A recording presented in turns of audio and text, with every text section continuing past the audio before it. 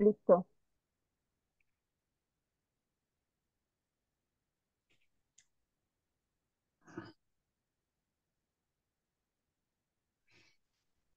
Hola, ¿qué tal? Buenas noches. Nos saluda su amigo Elías Huerta y les doy una vez más una cordial bienvenida a todos los amigos, las amigas que se nos están conectando en esta entrevista de Foro Jurídico, nuestra entrevista semanal vía Zoom, para tratar los temas más relevantes, más interesantes de la agenda político-jurídica nacional. Y bueno, pues hoy, en el marco de la elección recién pasada federal, de la calificación que se está haciendo por parte del Tribunal Electoral del Poder Judicial de la Federación, de las elecciones, sobre todo de la elección presidencial, y particularmente de la controvertida, polémica y bueno, muy cuestionada reforma al sistema de justicia en México, más que nada al sistema del Poder Judicial Federal. Pues hemos venido abordando en estas entrevistas, pues este tema, estos temas tan importantes para la sociedad mexicana, no solamente para los abogados, sino para toda la sociedad mexicana, particularmente lo que tiene que ver con las reformas que planteó un presidente Andrés Manuel López Obrador en el mes de febrero a la Cámara de Diputados y de manera señalada la que tiene que ver con el asunto de la reforma judicial. Y bueno, en este contexto, pues un tema de la mayor importancia es cómo va a quedar integrada o integradas ambas cámaras del Congreso de la Unión, particularmente la Cámara de Diputados. Y para estar abordando estos temas tan importantes, hemos venido invitando a que vengan a platicar con nosotros destacados especialistas, miembros de nuestra Asociación Nacional de Doctores en Derecho, que al final de cuentas Foro Jurídico pues inicia y se crea como el órgano de difusión de nuestra asociación. Y hoy pues tenemos un tema de la mayor relevancia, el mayor impacto en la opinión pública, en la academia, en el foro, como lo es el tema de los legisladores plurinominales y la sobrerepresentación. Y para platicar de este relevante, importante tema, pues hemos invitado a dos de nuestros queridos y distinguidos colegas de la asociación, especialistas los dos en derecho electoral, en ciencia política también, como lo son el doctor Eduardo Castellanos Hernández, ya un prestigiado profesor universitario, funcionario también, que ha estado trabajando en varias dependencias, en los tres órdenes de gobierno, pero particularmente en la Secretaría de Gobernación durante una buena cantidad de años. Y por otro lado, al doctor Fernando Gesto Martínez Mansur, un joven jurista también muy destacado, muy estudioso en estos temas, con experiencia, aunque muy joven. Fernando, Eduardo, bienvenidos, muchas gracias por aceptar la invitación y darnos un poco de su tiempo esta tarde para platicar sobre este importante tema que es el de la representación proporcional y qué es esto, cómo se utiliza para el tema de la distribución de las diputaciones, de las senadurías en el Congreso de la Unión. Así es que bienvenidos ambos, gracias Eduardo, gracias Fernando. Gracias a ti, Elías, muy amable. Muchas gracias, doctor, y bueno, saludos a toda la audiencia. Bueno, pues únicamente para dar un pequeño preámbulo sobre este importante tema de la representación proporcional de los plurinominales, a mí me gustaría dar una pequeña nota histórica para poder contextualizar y ya ustedes nos irán como expertos pues ilustrando y platicando sobre este asunto tan relevante que es ahora el tema de la posible sobrerepresentación de los legisladores plurinominales. Después de que se fueron constituyendo, instalando las las contemporáneas repúblicas democráticas, sobre todo en Europa, que se puso en el centro de la teoría del Estado y de la práctica de los estados contemporáneos modernos. La representación como la forma de poder gobernar a través después de las tantas teorías de Bodino, de los enciclopedistas, de los ilustradores franceses, en fin, y que tuvimos la representación del pueblo a través de las asambleas y ellos venían siendo los que realizaban las leyes, pues vino dándose una corriente de opinión en la academia, en, en la política, que no era suficiente la representación política para verdaderamente representar a la sociedad en su conjunto. ¿Por qué? Porque únicamente se contaban aquellos votos que daban el triunfo a los diputados, a los senadores, a los representantes populares que obtenían la mayoría en una elección, se les asignaban, sobre todo en los regímenes parlamentarios, las posiciones de diputaciones de senadores, y todos los votos de las minorías se iban prácticamente al bote de la basura.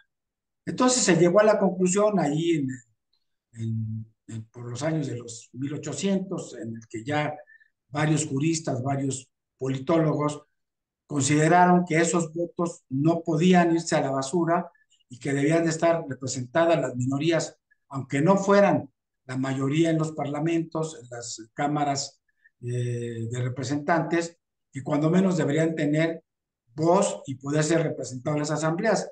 Y así fue como surge, ustedes ya me corregirán, la representación proporcional para permitir que justamente esos votos de las minorías no se fueran a la basura y hubiera representantes de los sectores minoritarios de la población en las cámaras y pudieran opinar y dejar sentir pues el pensamiento, lo que decían algunas minorías.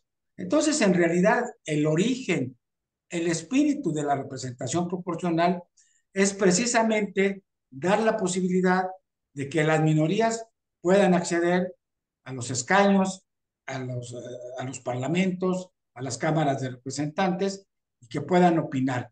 Si bien no tenían la posibilidad de ganar las votaciones mayoritarias, pues ya estaba su voz escuchándose en estos órganos representativos como son las cámaras.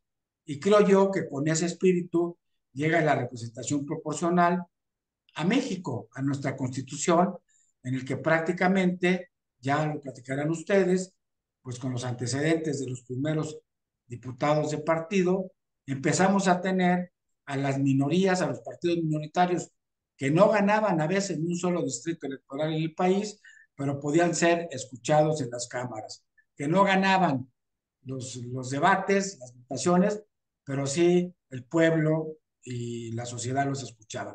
Ese es el origen.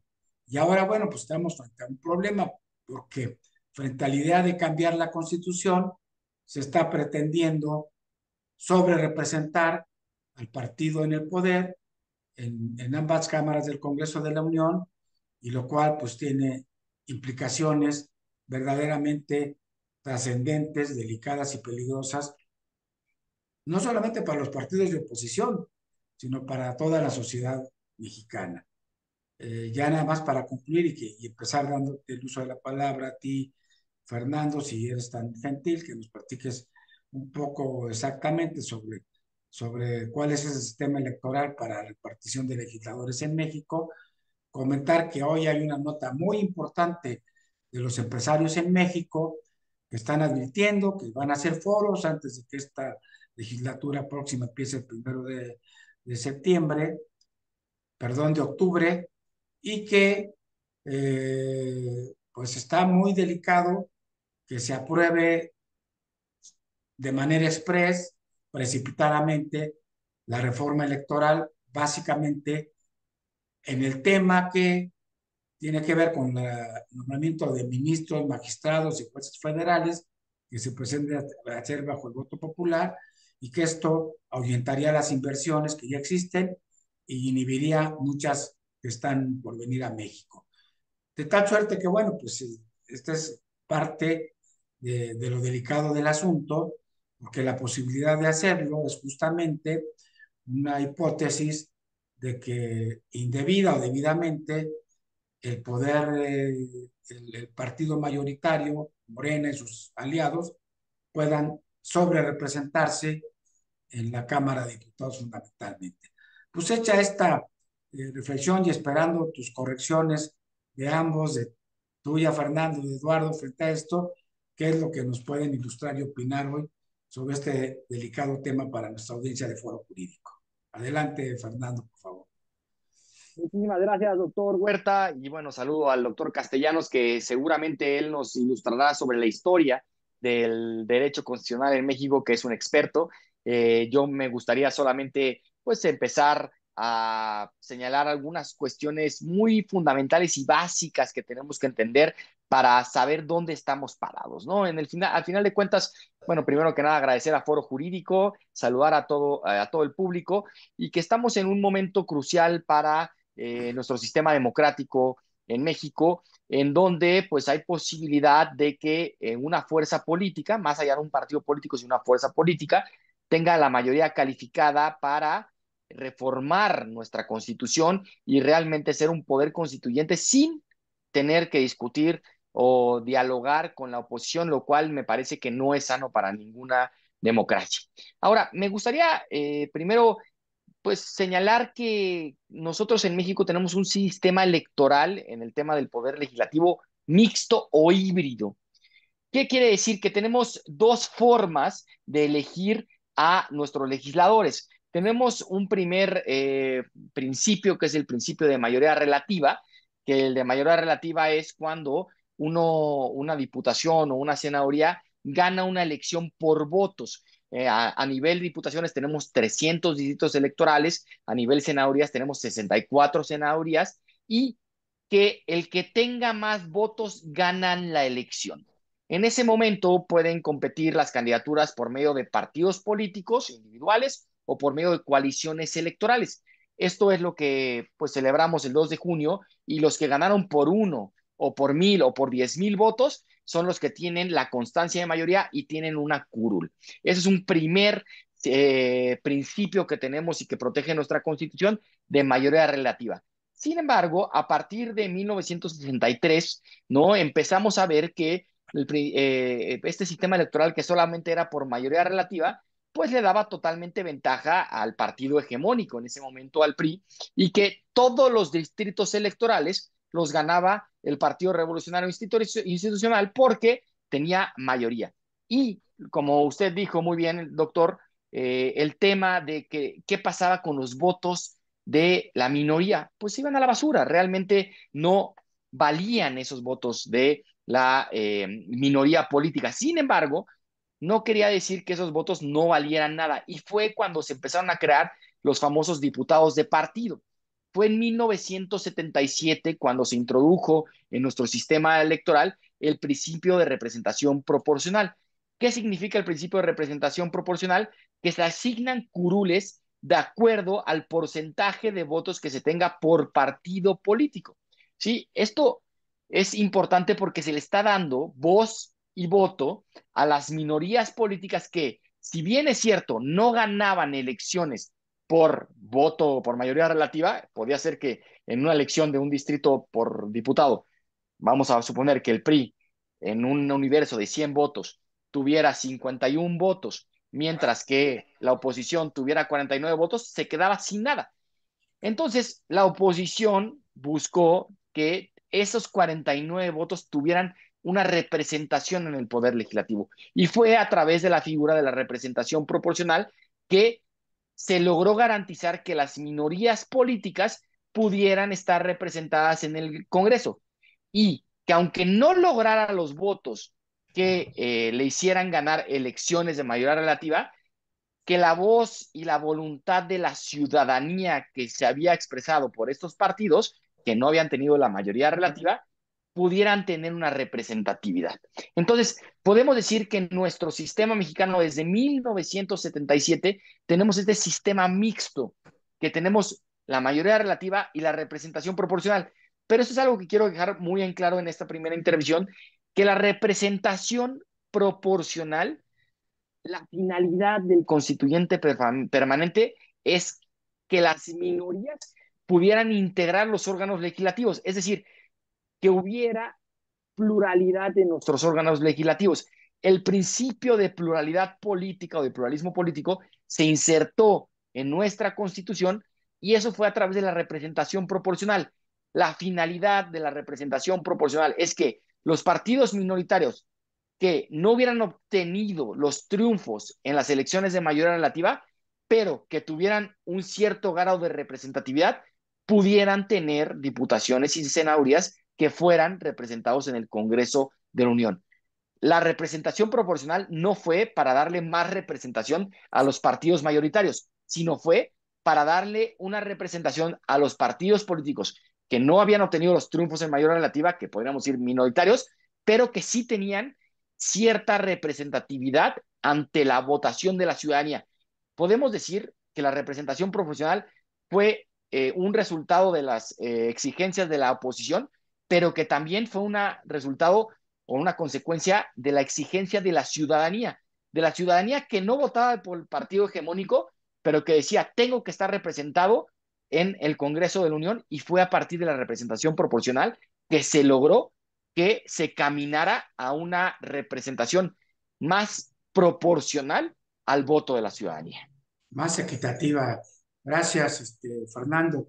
Eduardo, nos gustaría, si quieres, pues en tu propia expresión, complementar esta idea original bastante clara de Fernando y un poco entrando en la problemática esta de la sobrerepresentación que tanto nos preocupa y nos ocupa, que nos platiques un poco de la base en la Constitución política mexicana de esta figura y particularmente ya ir entrando un poco en este tema delicado que es el de las coaliciones, ¿no? Que es donde viene el conflicto.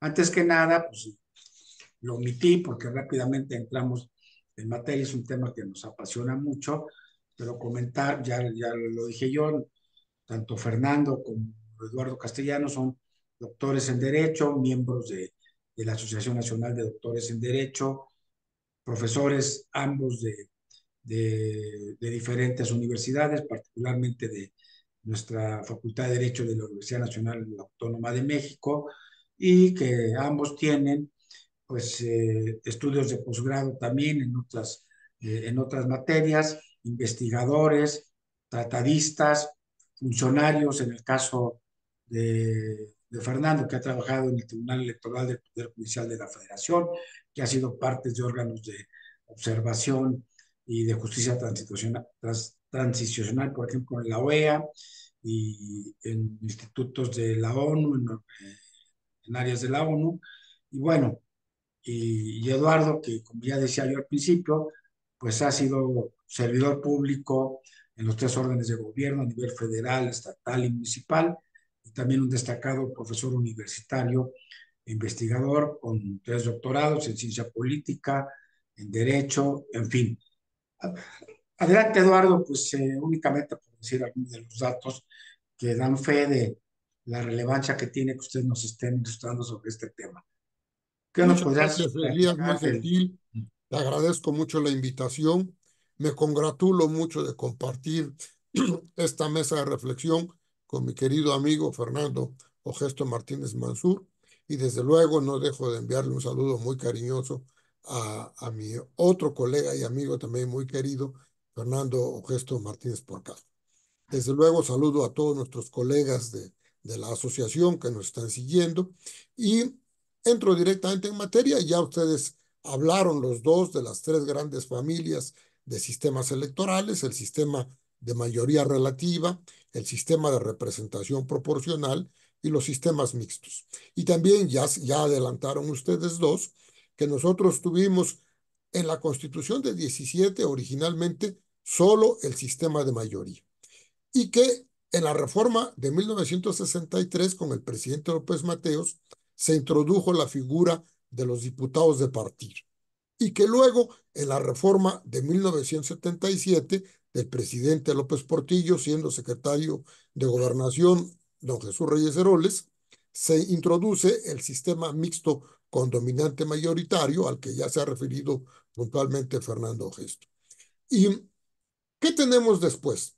Tenemos después una regulación legislativa a través del COFIPE.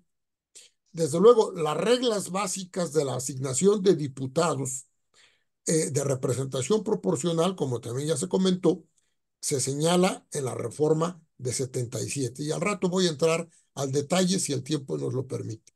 Pero la regulación legislativa de las coaliciones, concretamente de la asignación de diputados de representación proporcional a las coaliciones, se establece con las reformas de 1996, pero no se establece a nivel constitucional, se establece a nivel del COFIPE, a nivel de legislación secundaria. Y que ahorita también voy a entrar al detalle de cómo se regula en el COFIPE de 1996 a 2008. Posteriormente, en 2007 hay una reforma constitucional en materia electoral.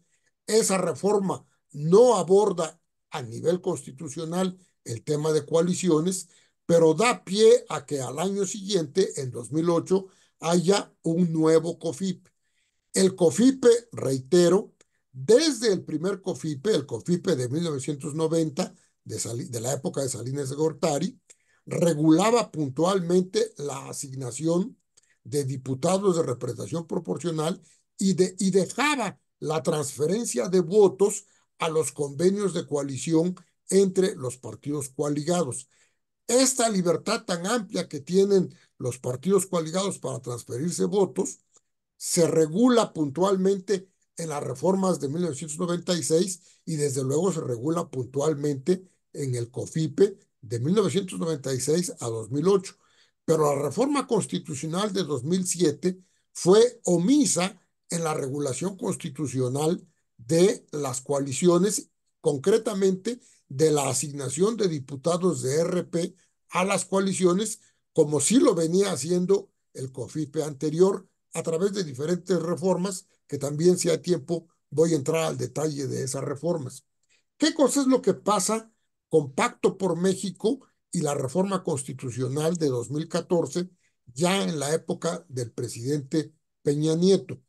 Que se regulan puntualmente las coaliciones en un artículo transitorio, en el artículo segundo transitorio, fracción primera, inciso F, se regulan las diversas modalidades de coaliciones, pero no se regula de nuevo a nivel constitucional la fórmula de asignación de diputados de RP a las coaliciones. Entonces, ¿qué es lo que sucede? Que al final de cuentas nos encontramos ya con las leyes generales, tanto de instituciones y procedimientos electorales como la Ley General de Partidos Políticos, que se derivan de Pacto por México y de la reforma constitucional de 2014, nos encontramos con que ya no regulan la asignación de diputados de RP a las coaliciones como lo había hecho el COFIPE original y el COFIPE reformado en 96. Y entonces nos encontramos en este momento con una laguna constitucional y con una laguna legislativa en materia de asignación de diputados de RP a las coaliciones. ¿Cómo se ha resuelto esto? Porque todos sabemos que todo este tiempo los partidos han competido coaligados y que han recibido diputados de representación proporcional. Se ha aplicado la regla del artículo 54 constitucional y el artículo 54 constitucional establece una serie de reglas muy puntuales con respecto a la asignación de los diputados de representación proporcional.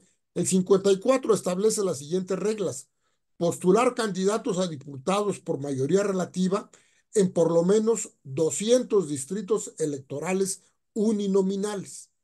Alcanzar por lo menos el 3% del total de la votación válida emitida para las listas regionales de RP, porque como ya lo comentaba Fernando, los 200 diputados de RP son votados en listas regionales que corresponden a cada una de las 5 circunscripciones regionales en que se divide el país para efecto de la elección de diputados de RP. Y luego además, bueno, este porcentaje de 3% ha ido variando, al rato a lo mejor entro un poquito al detalle.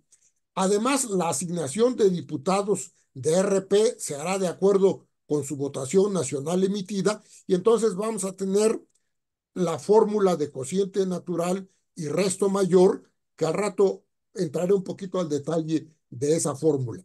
Y luego hay 2 reglas que son muy importantes y son a las que se refirió ayer en la mañanera la señora secretaria de Gobernación. Ningún partido político podrá contar con más de 300 diputados por ambos principios y también ningún partido político podrá exceder en 8 puntos porcentuales su porcentaje de votación nacional emitida. Estos 2 puntos son de la reforma constitucional de 1996 del presidente Zedillo, pero no establecen fórmula de asignación de diputados de RP. Establecen estas reglas, pero no establecen, no equiparan o no dicen, primero, no dicen cuál es la fórmula para asignar RP a coaliciones. Y segundo, no equiparan expresamente, como antes lo hacía el COFIPE, la asignación de RP a partidos con las mismas reglas para asignar RP a coaliciones. Entonces, A de ver, ahí, déjame hacerte una pregunta a adelante, ti, señor. también espero que se la haría Fernando también, porque bueno, tú ya llegaste al quid del asunto. O sea, el tema aquí de la idea que puedan reformar a voluntad y cambiar el régimen político mexicano para que nos cambie la Constitución frente a una posible sobrerepresentación en base a estas reglas, digamos, no muy claras en la Constitución, pero la pregunta es, el espíritu de la Constitución es, creo yo, y esa es la pregunta, respetar el tema de la sobrerepresentación en estas condiciones, permitir que el partido mayoritario no esté sobre representado con más de 300 diputados y no más del 8% del porcentaje arriba del que les da la posibilidad de tener la representación proporcional. Pero aquí el tema es que al no hablar de coaliciones tendríamos que respetar el principio, digamos, dogmático, académico de lo que es la representación proporcional y el que establece la Constitución de ese freno del 8%, aunque no exista la palabra coaliciones. Pero si hay una coalición, pues se entiende que es en el conjunto de un partido básico, fundamental, con los otros que se adhieren a él.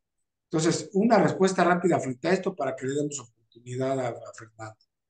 Bueno, los datos que dio ayer la Secretaría de Gobernación en la mañanera, y que son los datos que hasta el momento maneja el INE, le daría de diputados de mayoría relativa a la coalición gobernante, le daría 256 diputados. Y de representación proporcional a la coalición gobernante Morena PT Verde, le daría 117. ¿Esto qué implicaría? Que tendrían 373 diputados. ¿Y esto qué implica? Implica 2 cosas fundamentales. Primero, que pueden reformar por sí misma la coalición mayoritaria, puede reformar la Constitución, que solo requiere de 2/3 de votos de los integrantes, de los legisladores presentes en cada cámara. Pero además otra cosa igualmente seria e importante, que no le alcanzarían a los partidos de oposición en conjunto, los 127 diputados restantes, para cubrir el 33% necesario para hacer valer la acción de inconstitucionalidad e impugnar una reforma constitucional que, en opinión de la minoría, que ya comentaba la importancia de las minorías, Fernando Gesto, no habría votos suficientes, no les alcanzarían para llegar al 33%. ¿Y esto qué implica? Implica que la coalición mayoritaria gobernante en este momento, ya supuestamente triunfadora el 2 de junio, podría hacer todas las reformas constitucionales sin ningún límite y sin ningún control constitucional respecto a las decisiones políticas que asumiera. No sé si con esto respondo tu Sí, pregunta. ahora déjame pasarle el uso de la voz a Fernando para que nos dé su punto de vista, además con la experiencia que tú tienes de haber trabajado en el tribunal al que le va a tocar en última instancia calificar este tema tan esencial para la sociedad mexicana y que yo vuelvo a insistir y se suma con nosotros algunas personas de la audiencia, Víctor Franques, que, bueno, pues la, la representación proporcional no está concebida para tener sobre representación, ¿verdad? Sino para las minorías. Adelante, Fernando. Gracias, doctor. Bueno, la verdad que el doctor Castellanos nos ha dado una clase de la historia, de cómo fue que ha ido evolucionando el tema de la representación proporcional y en ese sentido saber que hay precedentes judiciales que nos dice cuál es el espíritu del constituyente permanente al legislar sobre el tema de representación proporcional. Es decir, la Suprema Corte de Justicia de la Nación, como nuestra autoridad máxima jurisdiccional en el país, así como el Tribunal Electoral del Poder Judicial de la Federación, que es la máxima autoridad jurisdiccional en materia electoral del país, nos han dado criterios que nos pueden desentrañar el sentido o el espíritu del constituyente al agregar o al poner el tema de la representación proporcional en nuestra Constitución. En la tesis 7098 de la Suprema Corte de Justicia de la Nación, que por cierto fue ponente la ministra Olga Sánchez Cordero, nos dice que la representación proporcional tiene el objetivo de garantizar la pluralidad de la integración de los órganos legislativos. Es decir, esta tesis lo que nos dice es que en algunos casos se puede estimular a las minorías y restringir a las mayorías. ¿Esto qué quiere decir? Que la representación proporcional está para dar voz y voto a las minorías y no a las mayorías. Ahora, ¿qué está pasando en nuestro sistema electoral? Con lo que nos acaba de explicar el doctor Castellanos sobre esta, podríamos decir, laguna jurídica o omisión del legislador de incluir a las coaliciones electorales en la fórmula de representación proporcional, lo que se está haciendo con la asignación, con la fórmula que establece nuestra legislación y nuestra propia constitución, es que las coaliciones electorales están haciendo una distorsión en la repartición de las diputaciones y senadurías por representación proporcional. Los partidos políticos lo que han hecho a partir de 1996, pero más a partir de 2012, porque es importante decir que en 1996 las coaliciones electorales no estaban tan reguladas en nuestro sistema normativo y fue a partir de 2007, 2014, donde las coaliciones electorales ya fueron figuras jurídicas reguladas por nuestra legislación electoral y que las coaliciones electorales tienen una finalidad electoral que es obtener triunfos electorales. Hoy en día con las coaliciones electorales, lo que está pasando es que existe una simulación o podríamos decir que se están aprovechando de los convenios de coalición electoral que toman solamente los partidos políticos a través del principio de autodeterminación que sí protege nuestra Constitución para decir, vamos a transferir triunfos electorales. Y voy a poner un ejemplo.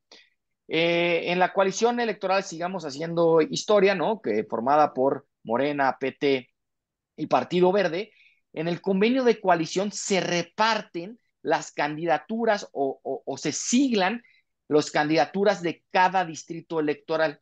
En ese sentido, se establece que Morena va a tener cierto número de candidatos a diputados. El Partido Verde va a tener cierto número y el PT va a tener otro cierto número. Esto se hace ex ante a los resultados electorales. Cada coalición y cada partido político va a decidir, de acuerdo a su principio de autodeterminación, cuántos diputados le va a tocar. Esto genera una distorsión en el momento de repartir diputaciones de representación proporcional y senadurías, porque es claro que, supongamos, en un distrito electoral, cuando gana la coalición Sigamos Haciendo Historia, ¿quién es el que aportó más votos? Pues el que aportó más votos es Morena. Voy a poner un ejemplo hipotético. En un distrito electoral puede ser que el 70% de los votos los haya aportado Morena, el 20% del Partido Verde y el 10% del PT. En una lógica, ¿no? Sería que ese triunfo se le tendría que contabilizar a Morena. ¿Por qué? Porque el que hizo ganar esa diputación fue el partido Morena, que aportó el 70%. Sin embargo, por un convenio de coalición que se signó antes de la jornada electoral, los partidos políticos quedaron que ese triunfo se le iba a contabilizar el PT. El PT solamente aportó el 10% de los votos. Sin embargo, ese triunfo se le contabiliza al Partido del Trabajo y no a Morena. Esto, al momento de la asignación de representación proporcional y al momento de calcular la sobrerepresentación, que, de acuerdo a nuestra Constitución, como ya dijo el doctor Castellanos, es por partido político y no por coalición, genera una distorsión. Y esto lo que ocasiona es que no se vea representado la voluntad ciudadana, que esto es muy importante decir, que lo que, más allá de los partidos políticos, la representación proporcional tiene el objetivo o la finalidad de que la voluntad ciudadana se vea reflejada en la representación del Congreso de la Unión. Lo que está pasando con las coaliciones electorales y que los partidos políticos se han vuelto estadísticos es que juegan con estas triunfos de mayoría relativa para no llegar al límite de sobrerepresentación que establece nuestra Constitución en el artículo 54, que es del 8%, esta cláusula de gobernabilidad que se puso en 1996. Entonces, lo que me parece Así, a es ver, que aquí las... déjame hacerte una pregunta, porque aquí está el punto neurálgico, tú que has tenido experiencia en el jurisdiccional, por así decirlo. Entonces, si la Constitución dice que no habrá más del 8% de representación y considerando el espíritu del constituyente y considerando para qué se instauró y se creó esta figura, quiere decir que sea un partido mayoritario o sea el partido con sus órganos, con sus partidos satélites o afines coaligados, no pueden, esta es la interpretación que le estamos dando desde la academia, no pueden ir más allá del 8% de la sobrerepresentación, que es lo que marca la Constitución y que es el espíritu de esto. ¿Es Ni de así? 300 diputados por ambos principios. Exactamente, exacto. Entonces, ahí nada más brevemente que me digas si sí o no, Fernando, y ir contigo, Eduardo, además en uno de los artículos que has escrito, que esbozas o metes un criterio jurisprudencial del Tribunal Electoral, donde siguiendo el que ya señalaba de Olga Sánchez Cordero, de la ministra en retiro, senadora y próxima diputada, eh, el que aludes tú que dice que los límites de las coaliciones para el tema de la sobrerepresentación tendrán que ser tratados o aplicados como si fuera un partido. Si quieres, brevemente, Fernando, contesta lo que te pregunté y ahorita le damos la voz a No, Jesús. por supuesto, ¿no? O sea, lo que me parece es que el espíritu del constituyente y la finalidad de la representación proporcional no es dar más representación a los partidos de mayoría, sino dar representación a los partidos de minoría que no obtuvieron la mayoría relativa. En ese sentido, me parece que nuestro texto constitucional, si bien es cierto, está el texto normativo, la Constitución es un texto vivo, es un texto que se tiene que aplicar no solamente, no somos los ministros, los jueces constitucionales, no son autómatas del derecho, como decía la exégesis jurídica, sino que lo que tienen que hacer es interpretar, y nuestra Constitución protege principios y valores. Y uno de los principios fundamentales que protege nuestra Constitución es el pluralismo político y la autenticidad de las elecciones. El artículo 41 constitucional protege que nuestras elecciones sean auténticas. ¿Y qué quiere decir que sean auténticas y qué quiere decir que haya pluralismo político? Que las minorías que tengan una representación significativa realmente no solamente tengan una representación en la votación, sino que esa votación se refleje en la conformación del Congreso de la Unión. Entonces, en ese sentido, me parece que tanto el INE como el Tribunal Electoral pueden hacer una interpretación, no pueden, deben hacer una interpretación funcional para que los principios de la Constitución, como el pluralismo y la autenticidad de las elecciones, sean protegidos a través de la figura de la representación proporcional. Ok, gracias, Fernando. Adelante, Jesús. Perdón, Claro, como lo acaba de decir Fernando y con toda puntualidad, ¿a quién le corresponde hacer esa asignación de diputados de RP a las coaliciones? Según el criterio, sea como si los trataran como partidos, como un solo partido, o sea, si se las dan a sus partidos coaligados individualmente. De una parte el Consejo General del INE y de otra parte, en última instancia, judicial, la Sala Superior del Tribunal Electoral. Es decir, este criterio que estamos discutiendo, ¿quiénes lo van a adoptar para efecto de la decisión política de asignación de diputados de RP? El Consejo General del INE, y cuando sea impugnado, que obviamente va a ser impugnada esa decisión, va a ir al tribunal, a la Sala Superior. Ahora bien, dejo muy claro que le corresponde al Consejo General del INE, no a la licenciada Guadalupe Tadei. Y la licenciada Guadalupe Tadei, la noche del 2 de junio, hizo una supuesta asignación de diputados de RP en su declaración de esa noche. No tenía facultad para hacerlo porque además faltaban los cómputos distritales, faltaban los cómputos locales, faltaban los cómputos de circunscripción y falta que el Consejo General del INE haga la asignación de diputados de RP. Y la señora Tadei no tenía ni tiene, ella como presidente del INE, facultad alguna para hacer esa declaración. Pero todavía con mayor razón, la señora secretaria de Gobernación, que ya van varias veces que interviene en la mañanera para defender un criterio de asignación de diputados de RP a favor del partido político que ella va a dirigir, porque se supone que en la siguiente etapa política ella va a ser la presidenta del partido Morena, la señora secretaria de Gobernación, como secretaria de Gobernación, y el presidente de la República, como presidente de la República, no tienen ninguna facultad para poder señalar cuál es el criterio que se deba adoptar para asignar diputados de representación proporcional a los partidos coaligados. Eso le toca al Consejo General del INE. Ahora bien, ya dijimos que hay una laguna constitucional y hay una laguna legal. Antes no la había solamente laguna constitucional porque no había base constitucional que sostuviera las reglas del COFIPE de 90 y tampoco había base constitucional para sostener las reglas de COFIPE de 96 a 2008. Ya dije que en 2007 hay una reforma constitucional, no toca el tema de la asignación de diputados de RP a las coaliciones y por lo tanto en el COFIPE de 2008, el del presidente Calderón, desaparece, ya no hay regulación de ningún tipo en la asignación de diputados de RP como había habido antes, y en las leyes generales después de 2014 tampoco hay una regulación puntual. Se tiene que hacer con base a interpretación en sede administrativa, primero, como lo decía Fernando Gesto hace rato, en el Consejo General del INE, o en sede judicial, cuando se impugne lo que diga el INE, ante la Sala Superior.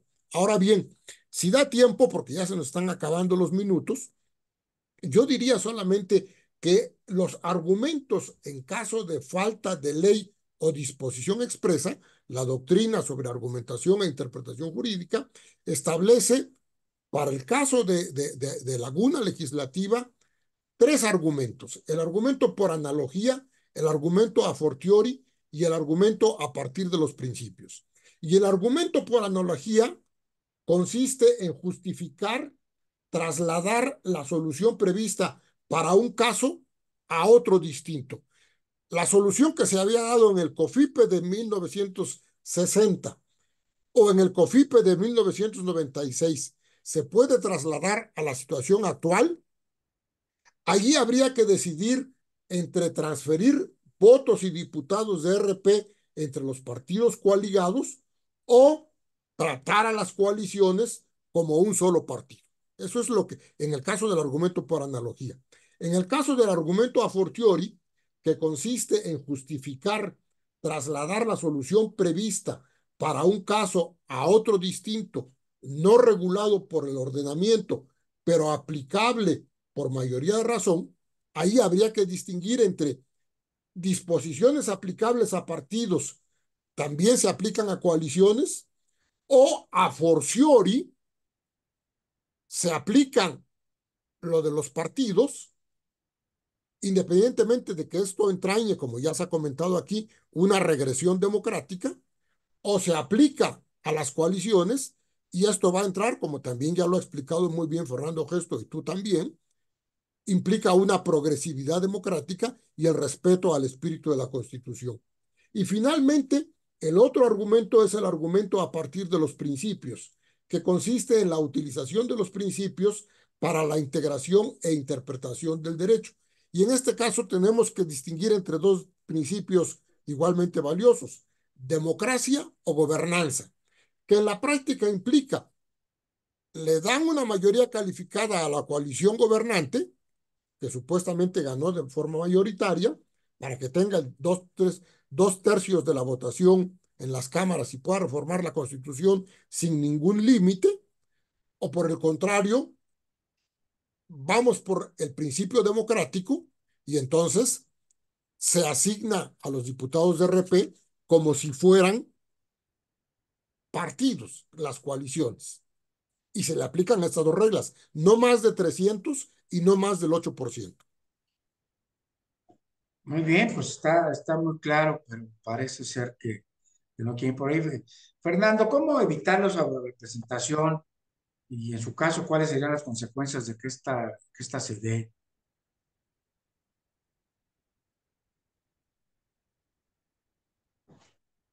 Creo que te falta tu micrófono. Muchas gracias, doctor. Me parece que, en primer lugar, es importante decir que la sobrerepresentación en nuestro país está permitida hasta el 8%. O sea, la sobrerepresentación, ¿qué quiere decir? Que tú puedes tener más curules de lo que la votación de la ciudadanía te dio, y tenemos hasta el 8%. Lo que está prohibido por nuestra legislación constitucional es que sea más del 8%. Ok.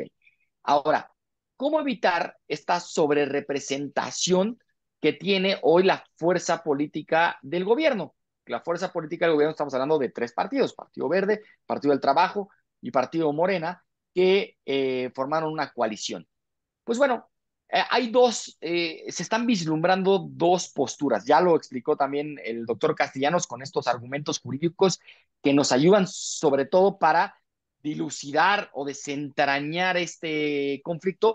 Y me gustaría nada más puntualizar en dos cuestiones.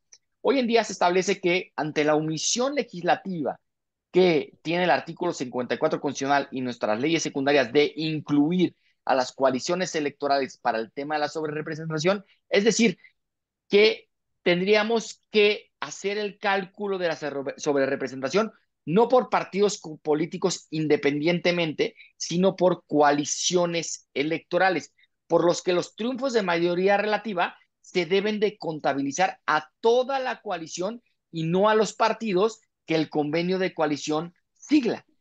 Esto traería una mayor proporcionalidad en la imagen completa de la elección. Eso es una primera opción y es la que se ha manejado en medios. Sin embargo, también hay otra opción.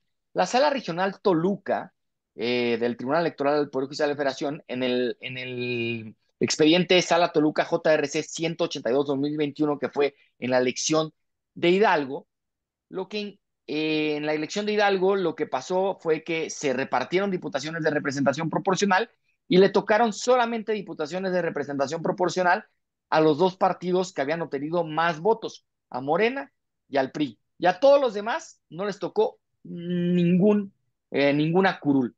Esto lo que trajo totalmente es una distorsión, y esto fue a partir de los convenios de coalición. ¿Qué hizo la Sala Regional Toluca? Que me parece que también hay que empezar a discutir y que podría ser una salida que podría tener tanto el INE como el Tribunal Electoral. Lo que hizo es que la sobrerepresentación se debería de calcular de acuerdo al porcentaje de votos que haya aportado cada partido político al triunfo de una diputación de mayoría relativa. Es decir, si en un distrito Morena aportó el 70% de los votos para esa victoria, el Partido Verde el 20% y el PT el 10%, no importando el siglado del convenio de la coalición para ver a quién le correspondía esa candidatura, se debería de repartir los porcentajes de esa victoria de acuerdo al porcentaje que cada partido aportó. En ese sentido, pues Morena no podría ser sobre representado porque fue el que más votos aportó a esa victoria. En este sentido, lo que se disminuiría la distorsión que tienen las coaliciones y se privilegiaría la pluralidad.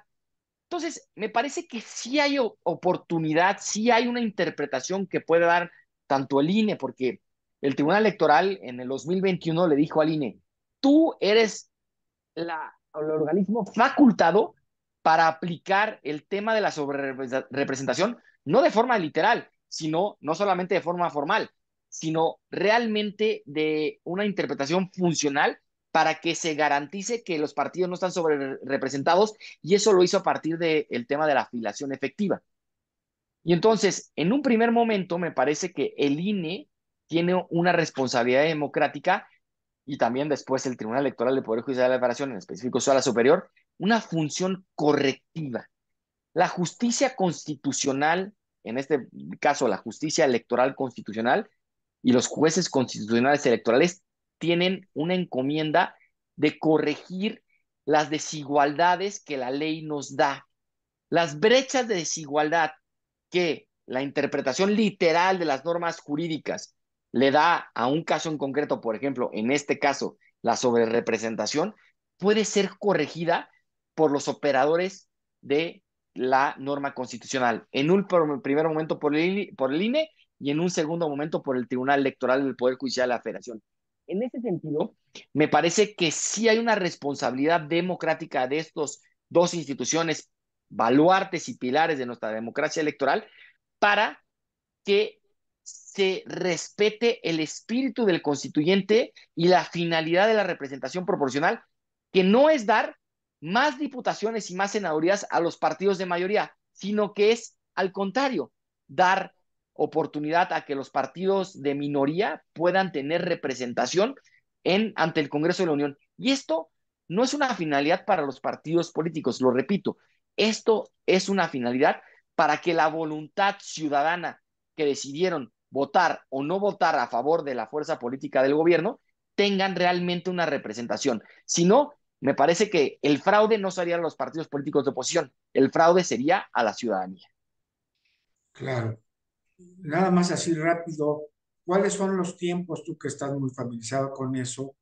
Los tiempos, ya lo dijiste, primero el INE, después el tribunal, para calificar precisamente el tema de la asignación de los diputados plurinominales y de los senadores, ¿no? Que es donde se va o no a dar la representación. En este momento nos encontramos en la etapa de impugnaciones en materia electoral, en donde las salas regionales del Tribunal Electoral, las 5 salas regionales de las circunscripciones electorales, están resolviendo todas las impugnaciones en contra de los resultados de las elecciones de diputaciones y senadurías. Una vez que resuelvan las salas regionales, podrán tener una segunda instancia ante la sala superior, el recurso de reconsideración, y a más tardar el 3 de agosto deben de estar resueltas todas estas impugnaciones. Una vez que se resuelvan todas las impugnaciones, tendremos, podríamos decir, la votación nacional emitida final. A partir de esta votación nacional emitida, porque es probable que se anulen casillas, es probable que se anulen alguna elección de diputación y se hace una recomposición de los votos. Cuando ya exista la última impugnación resuelta por parte del Tribunal Electoral, el INE antes del 23 de agosto tiene que asignar las diputaciones de representación proporcional, y a partir de ahí los partidos políticos, que esto es también algo que tiene nuestra legislación, que solamente los partidos políticos están legitimados para impugnar los resultados de representación proporcional, así como los candidatos que no obtuvieron un curul, podrán impugnar ante el Tribunal Electoral del Poder Judicial de la Federación, ante la Sala Superior, que tendrá que resolver, por supuesto, antes del 1 de septiembre. Entonces, esos son los tiempos que tenemos, que son tiempos fatales. En este tema de la sobrerepresentación eventual, no hay competencia de ningún punto de vista de la Corte, de voz federal, nada. Es la última autoridad del Tribunal Electoral, la Sala Superior. La única y última instancia para resolver los temas de asignación de representación proporcional es la Sala Superior del Tribunal Electoral, sin permitir alguna otra instancia, ni siquiera la Suprema Corte de Justicia. Muy bien, doctor Castellanos, ¿qué reflexión tendrías tú en relación con Gracias, Elías. Coincidiendo con todo lo que acaba de plantear tanto Fernando Ogesto como tú mismo, yo solamente quisiera hacer una propuesta de interpretación en sede académica y de colegiación profesional con respecto al tema que nos ocupa?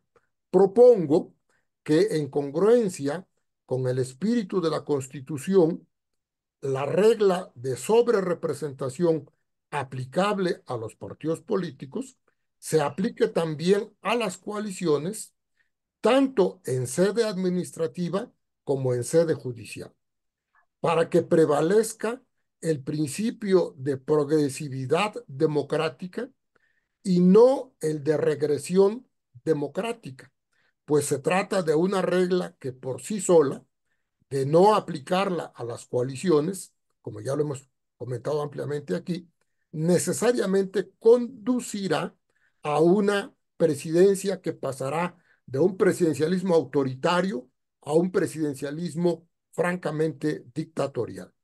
En virtud, además, del argumento por analogía con la legislación positiva vigente antes de la laguna legislativa que ya se ha explicado, así como por congruencia con los criterios jurisprudenciales vigentes e históricos que también ya se han invocado. Pero, fundamentalmente, para mantener la pluralidad partidista sustentada en la correspondencia entre el número de representantes y la fuerza electoral que representan, para afirmar el principio democrático en la integración de las cámaras legislativas, que, por cierto, ni remotamente se satisface solo con la elección popular directa, tantas veces y de tantas formas manipulada. Peor todavía, ahora que se propone la elección directa de todos los jueces, magistrados y ministros, en una forma absurda de organizar al Poder Judicial en nuestro país. Muy bien, quisiera eh, hacerle a ustedes dos o a ti, Eduardo, fundamentalmente, que ya comentaste que consideras irregular las manifestaciones de la presidenta del INAI sobre este tema y de la Secretaría de Gobernación el día de ayer que se paró ahí en la mañanera. No obstante que se están calificando que han sido completamente inequitativas las manifestaciones desde la mañanera por parte del presidente López Obrador, pues ayer se utiliza ese foro para dar una cátedra contrario sensu de lo que estamos aquí platicando. Pero nos pregunta Jorge Velázquez Espinosa si hay alguna acción que se haya iniciado contra Guadalupe Tadei y la titular de la Secretaría de Gobernación por las irregulares o ilegales declaraciones sobre la asignación de representación proporcional, que ya vino a explicar los dos, que le corresponde al Consejo General del INE y todavía falta unas cuantas semanas, y después al Tribunal Electoral, y no tenía por qué estarse pronunciando al respecto. ¿Qué nos comentarías brevemente, Eduardo? Y luego escucharíamos el comentario de Fernando. Gracias, y gracias por la pregunta también a nuestro colega del auditorio. Miren, yo creo que los diferentes actores que protagonizan la vida político-electoral del país se enfrentan en este momento y están tratando de agotar todos sus recursos para imponer ante la opinión pública, ante el Consejo General del INE presionándolo y ante la Sala Superior del Tribunal Electoral también presionando a sus integrantes, están tratando cada uno, los dos partidos coaligados, de valorizar la visión sobre las reglas de asignación que a cada uno de ellos más les favorezcan. Yo he hecho una propuesta en sede académica y creo que la sanción a esas personas, es probable que haya alguien que tome la iniciativa de hacer alguna denuncia formal, pero creo que es fundamentalmente política y debe ser castigada a través de la cultura política democrática de los electores, de los ciudadanos, en el momento en que acuden a las urnas. ¿Cuál sería tu comentario, Fernando? Bueno, coincido con el doctor Castellanos, pero me parece que también pues tenemos que confiar en nuestras instituciones electorales. Las autoridades electorales, tanto el INE como el Tribunal Electoral, el Poder Judicial de la Federación, han sido piezas fundamentales para la transición democrática en nuestro país y que hoy en día podemos decir que tenemos un sistema electoral democrático desde el punto de vista procedimental y eso es gracias a las autoridades electorales. Entonces, me parece que más allá de las declaraciones de la secretaria de Gobernación, ¿no? Que si bien es cierto, ella no es la facultada para asignar las diputaciones de representación proporcional y que podrá haber una queja ante el Instituto Nacional Electoral por procedimiento sancionador y que violación al artículo 134 constitucional. Más allá de eso, me parece que tenemos que confiar en que las autoridades electorales, tanto el INE como el Tribunal Electoral del Poder Judicial de la Federación, han jugado un rol protagónico en el entorno democrático constitucional de nuestro país. Han sido pues piezas fundamentales para que de un sistema electoral en donde no era democrático hace unos cuantos años, ¿no? Antes de los 90s, a que hoy tengamos una democracia que si bien es cierto no es perfecta, el sistema procedimental democrático funciona. En ese sentido, yo creo que pues recordar y confiar en que tanto los consejeros y consejeras del INE como los magistradas y magistrados del Tribunal Electoral del Poder Judicial de la Federación conocen su responsabilidad democrática que tienen como órganos de última instancia, ¿no? En ese sentido, la Sala Superior del Tribunal Electoral son jueces constitucionales que tienen una encomienda democrática en nuestro país, que son no solamente simples autómatas del derecho, sino que son realmente intérpretes de la norma constitucional y que me gustaría confiar en que harán un papel digno para una encomienda tan importante como las de ser un juez constitucional electoral. Entonces, confiar en nuestras autoridades electorales que el espíritu del constituyente y la finalidad de la representación proporcional se hará válida a través de la asignación de diputaciones y de senadurías de representación proporcional, doctor. Gracias por esta reflexión. Estamos ya cerrando el programa, nos hemos pasado un poquito, pero está muy interesante. Hay felicitaciones y comentarios de nuestro auditorio y apoyando en la felicitación y también en una reflexión que hace el doctor Miguel Soria, juez también, que dice, bueno, pues las razones que ustedes han expuesto, las razones del derecho, son muy claras, pero lamentablemente aquí estamos en contraposición con las razones de la política. Y yo coincido contigo, Fernando, en que en esta etapa de transición mexicana, democrática mexicana, pues hemos tenido un buen sabor de boca poco a poco, progresivamente, de nuestras instituciones como el INE, IFE-INE, del Tribunal Electoral del Poder Judicial de la Federación. Hemos tenido sorpresas muy agradables por sus decisiones. Esperemos verdaderamente, y eso lo digo yo muy a título personal, que defiendan esta progresividad, este régimen democrático que ha ido avanzando en la República Mexicana y sobre todo a un tema que parecería de ser de sentido común.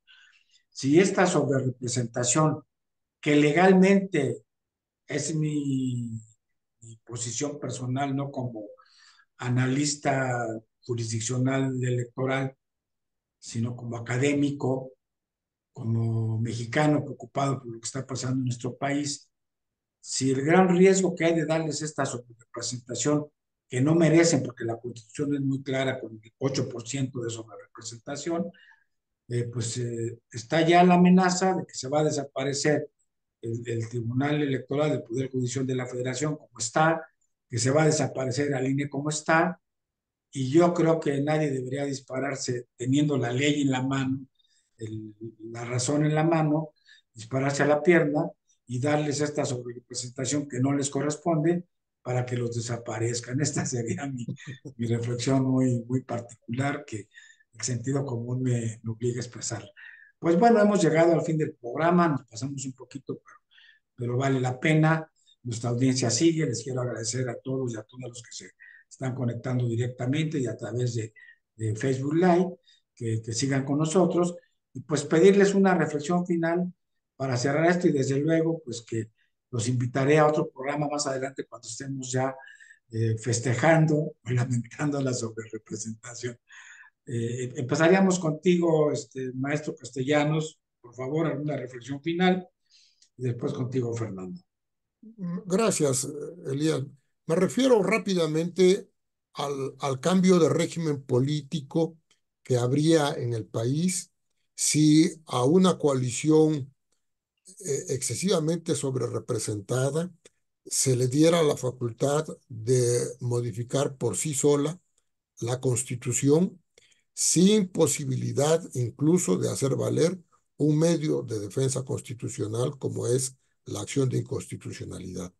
Reitero que corremos el riesgo de pasar de un presidencialismo autoritario a un presidencialismo francamente dictatorial. Y este es el gran riesgo y la gran responsabilidad tanto del Consejo General del INE como de la Sala Superior del Tribunal Electoral para evitar con el criterio democrático que adopten para la asignación de diputados de RP a las coaliciones, como podrán resolver y evitar el riesgo que tú comentabas de darse un balazo en el pie y darle armas al propio verdugo que los va a eliminar al día siguiente. Muchas gracias, Eduardo, muy gentil por tus reflexiones siempre brillantes. Te agradecemos mucho y apreciamos mucho para Foro Jurídico, que es tu casa también, Muchas que nos gracias. den estas opiniones tan importantes en este contexto histórico que estamos viviendo en México. Muchas Por gracias. favor, Fernando, tu reflexión final. No, bueno, pues estar esperando la decisión tanto del INE como en su caso del Tribunal Electoral del Poder Judicial de la Federación y saber que es muy importante estos ejercicios que usted, doctor Huerta y Foro Jurídico hacen. La academia, el gremio de constitucionalistas, el gremio de abogados debe de estar muy atento de lo que hacen las autoridades electorales y las autoridades jurisdiccionales. En este sentido, me parece que este ejercicio es fundamental y es pedagógico porque no estamos hablando de una defensa a partidos políticos, estamos hablando de una defensa a la voluntad ciudadana. Me parece que la voluntad ciudadana que se dio el 2 de junio en las urnas y que está ahí reflejada en el porcentaje que tanto la coalición de gobierno como la coalición de oposición y el Partido Movimiento Ciudadano tuvieron, debe de ser reflejada en la representación ante el Congreso de la Unión. Entonces, no es un tema de partidos políticos, no es un tema de ideologías políticas, sino es un tema de voluntad ciudadana y de saber que la democracia está al servicio de la ciudadanía. Las autoridades electorales no son al servicio de las fuerzas políticas, sino al servicio de la ciudadanía y en este sentido es muy importante que tanto las autoridades electorales administrativas, el INE, como el Tribunal Electoral del Poder Judicial de la Federación, tengan o reciban la expresión de la ciudadanía a través de sus ejercicios y me congratulo por esta iniciativa, congratulo al Foro Jurídico y agradezco muchísimamente la invitación y pues bueno, estar atentos de lo que pase en las próximas semanas que serán fundamentales no solamente para este momento de la democracia mexicana, sino como ya dijo el doctor Castellanos, para el futuro de nuestro Estado democrático constitucional. Muchas gracias, doctor Elías Huerta. Pues gracias y yo quisiera también permitirme antes de cerrar el programa hacer una reflexión a partir de lo que acabas de decir.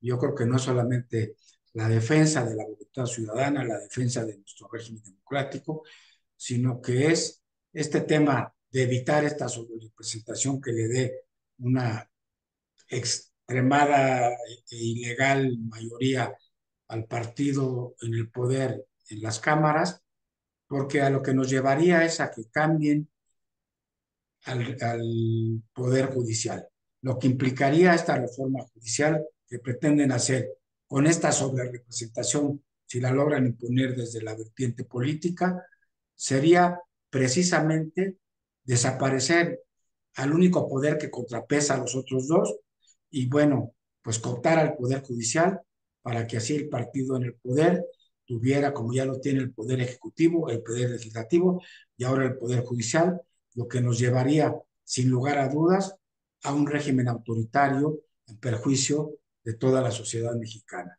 Entonces, bueno, pues eso es lo que está en juego, nada más ni nada menos, con esta indebida sobrerepresentación, que tenemos que abrir estos espacios, los que sean, tratar de hacer conciencia, tratar de defender desde donde sea, para que no se logre esto. Hacemos votos porque los magistrados, todos respetables, juristas de la Sala Superior del Tribunal Electoral del Poder Judicial de la Federación, y que la gran mayoría de los consejeros del INE tengan esta conciencia patriótica en este momento histórico de la sociedad mexicana, del país, y que no les den esta indebida sobrerepresentación a Morena y sus aliados.